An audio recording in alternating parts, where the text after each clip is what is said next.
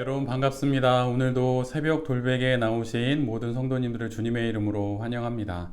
또 새로운 한 주가 시작되었는데요. 예레미야의 말씀을 잘 묵상하면서 이 한 주도 잘 살아가는 우리 모두가 되기를 바랍니다. 오늘 우리에게 주시는 하나님의 말씀은 예레미야 2장 36절로 37절까지의 말씀입니다. 간에 붙었다 쓸개에 붙었다 하다니 너는 어쩌면 그렇게 지조도 없느냐.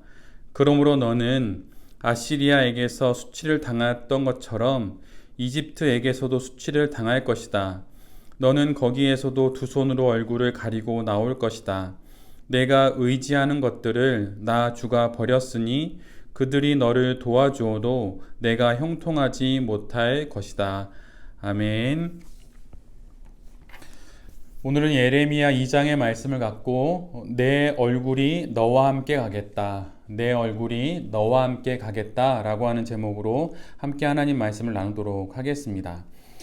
예레미야서 전체에 흐르고 있는 한 가지 주제가 있다면 그것은 이스라엘에 대한 하나님의 재앙, 그리고 그것을 보고 애타하는 예레미야의 눈물, 이렇게 말할 수 있을 것입니다.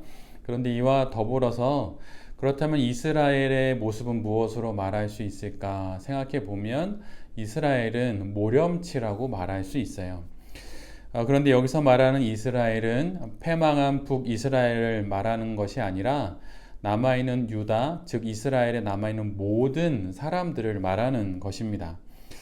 어제 말씀인 2장 27절에 이스라엘은 평안할 때는 돌을 향해서, 나무를 향해서 살아간다고 이야기합니다. 즉 이 말은 평안할 때, 아무런 문제가 없을 때는 우상을 쫓아서 살아가는 것을 말하고 있죠.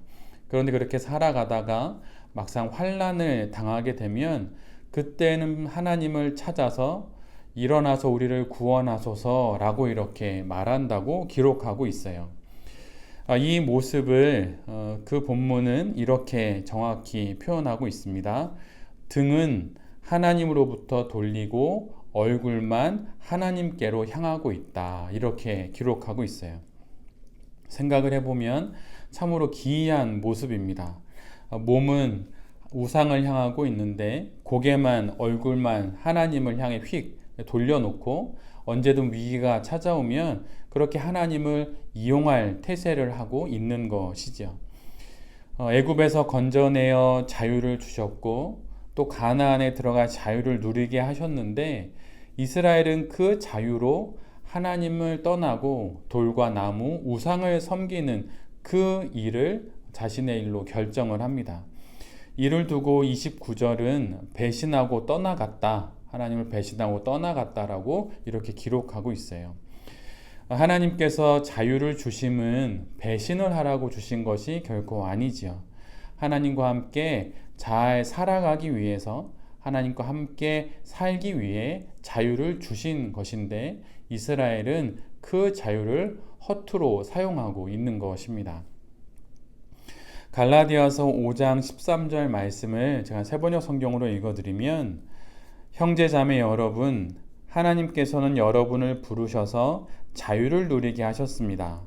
그러나 여러분은 그 자유를 육체의 욕망을 만족시키는 구실로 삼지 말고 사랑으로 서로 섬기십시오.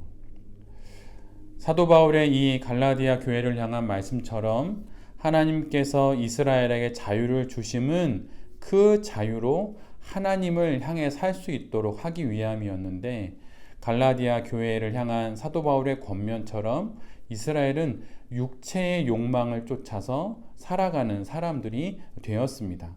그래서 하나님을 버리고 우상을 섬기고 또 우상을 쫓는 그런 인생이 되어 버린 것이죠. 그래서 이스라엘은 하나님의 말씀을 거부하는 방식으로 또 하나님이 보내주신 하나님의 말씀을 전하는 선지자들을 죽이는 방식으로 하나님을 멀리하고 하나님을 버렸습니다. 지금껏 하나님께서는 수없이 많은 선지자들을 통해 이스라엘에게 말씀을 선포했지만 이스라엘은 그 말씀을 무시했고 오늘 본문을 보면 선지자들을 삼켰다라고 표현하고 있어요. 완전히 선지자들을 완전히 무시하고 죽였던 것이죠. 그래서 결국 그 자유를 갖고 하나님을 떠나는데 사용한 것입니다. 하나님께서 제 아무리 이전에 좋은 기억들을 말해주고 역사 속에서 하나님께서 그들을 이끄셨던 그런 하나님의 은혜와 자비들을 말해주어도 이스라엘은 하나님께 돌아가지 않겠다고 말하고 있어요. 그리고 그렇게 하나님을 떠난 이스라엘은 그 어떤 이들보다도 죄에 밝은 사람들이 되었고 우상 숭배에 능한 자가 되었다고 오늘 본문 예레미야 2장 후반부에 그렇게 기록하고 있습니다.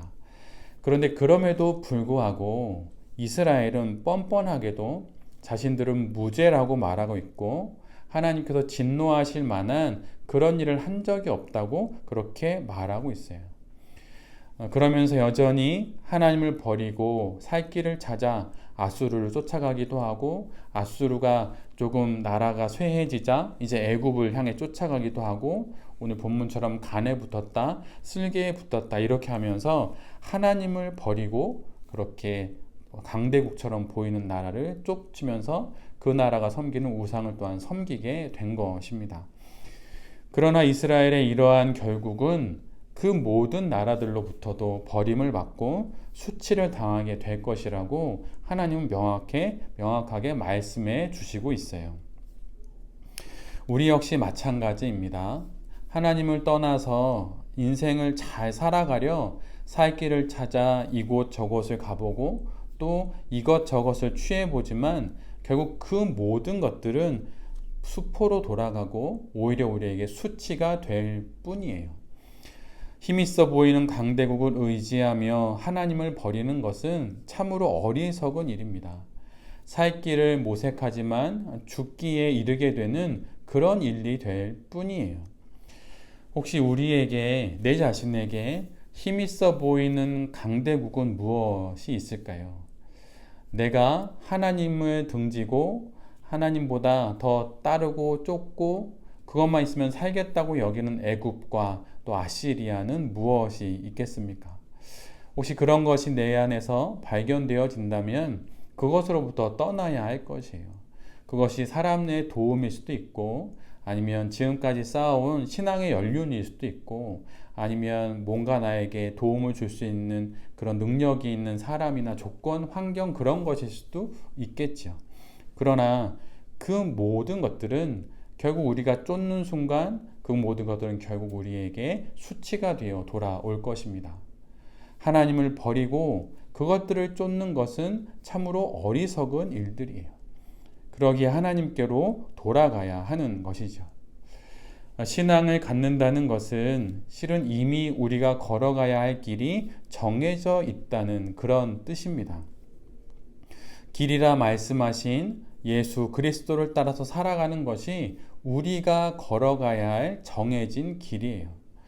마치 배차표를 받는 순간 그 버스는 그 노선이 정해지게 되듯이 우리가 가야 할 길은 단 하나 예수 그리스도 뿐이에요. 그 길을 걸으며 우리는 각자의 소명과 사명을 따라 또 은총과 자비 가운데 각자의 모습으로 성도로 살아가게 되는 것이지요.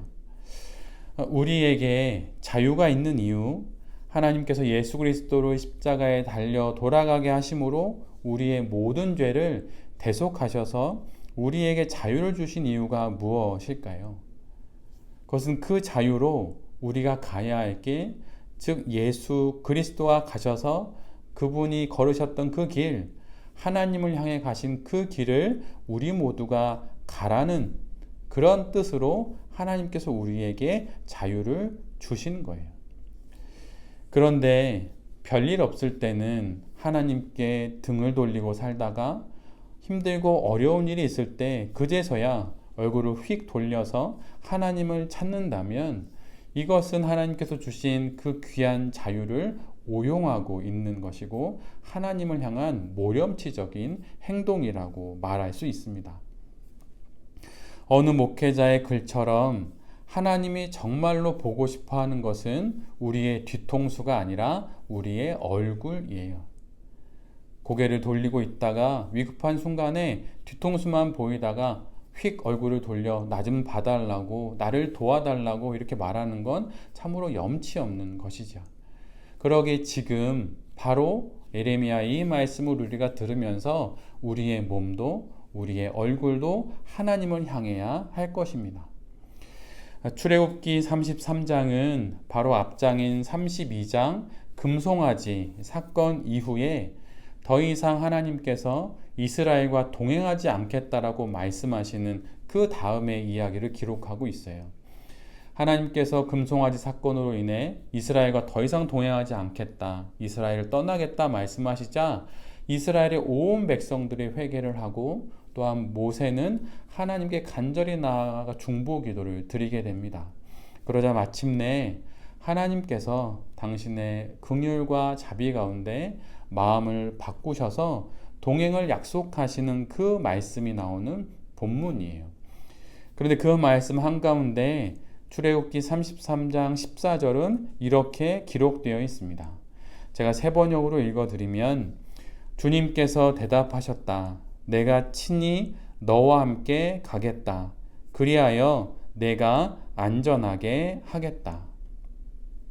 그런데 여기서 내가 친히 너와 함께 가겠다라고 하는 말씀의 뜻은 내 얼굴이 너와 함께 가겠다라고 하는 의미예요.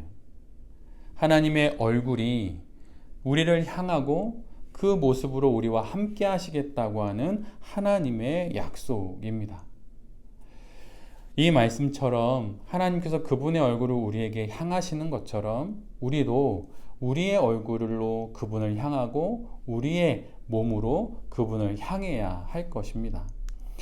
내가 생각하는 나를 구해주고 나를 도와줄 나의 애국과 앗수르가 있다면 그것으로부터 돌아서서 나와 함께 하시는 하나님의 얼굴과 함께 살아가는 그 신앙 인생을 우리 모두가 살아가야 할 것입니다.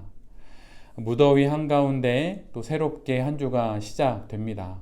날씨는 많이 무덥고 또 무더워서 신앙생활하기도 좀 어려울 수 있는데 이 무더위 한가운데도 이 한여름 가운데도 하나님의 얼굴이 우리와 함께 하신다고 하는 것을 기억하면서 우리도 그 하나님께 응답하는 마음으로 우리의 영혼의 얼굴과 우리의 몸의 행실의 모든 것이 하나님을 향하여 살아가게 되는 그런 새벽돌베개의 모든 성도님들과 또 이 말씀을 전하는 제 자신이 될 수 있기를 간절히 기도드립니다. 아멘. 제가 기도하도록 하겠습니다. 주님, 우리의 우상 숭배와 우리의 모렴치에도 불구하고 내 얼굴이 너와 함께 가겠다 말씀해 주시니 진실로 감사를 드립니다. 우리를 향한 하나님의 이 긍휼과 자비를 이용하지 않게 하여 주시옵소서. 우리도 우리의 얼굴뿐만 아니라 우리의 몸도 당신을 향하며 살아가는 일평생이 될 수 있도록 주여 우리에게 은혜를 내려 주시옵소서. 새롭게 한 주가 시작됩니다. 무더위 가운데 조금 몸도 마음도 지치지만 하나님께서 당신의 얼굴 나를 향하고 있음을 기억함으로 우리가 다시 힘을 내어서 이 하루도 이 한 주도 하나님과 함께 힘내어 살아갈 수 있도록 주여 우리를 도와주시옵소서. 이 모든 말씀 우리 구주 예수 그리스도의 이름으로 기도드립니다. 아멘.